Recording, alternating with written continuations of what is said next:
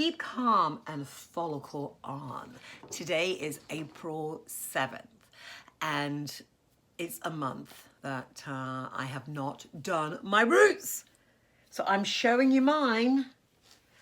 I challenge you to show me yours. This is 4 weeks. Now you can see what a silver fox I really am under all of this.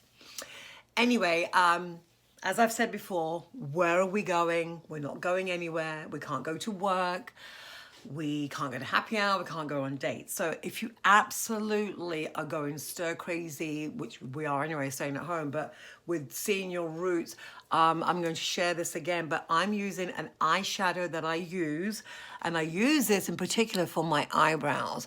I brush my eyebrows and then I draw the shape accordingly. So this is an eyeshadow, which I'm sure most women have something in their makeup box that resembles their hair color. So stick your finger in, give it a rub, and then come in right around the hairline where you can see it. There's no need to worry about doing it all over. Hold the hair back so you'll see now. It helps to camouflage it within seconds. You can see the difference between that side and this side. So this is what I recommend for an instant fix, unless if you happen to have any spray root touch-up, which is temporary and they wash straight out. That's okay, but absolutely no, I do not recommend any box dye. Please do not box dye your hair.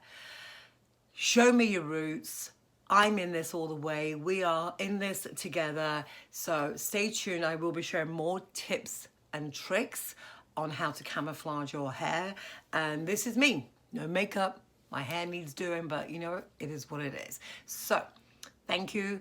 Thank you for my clients, especially for being patient. And if you love this t-shirt, which a lot of people do, the raw is available on my Shopify merch account. You can get that link is in my bio on Instagram and also on Facebook and in my newsletter. So stay tuned for more tips and tricks. And in the meantime, keep calm and follicle on.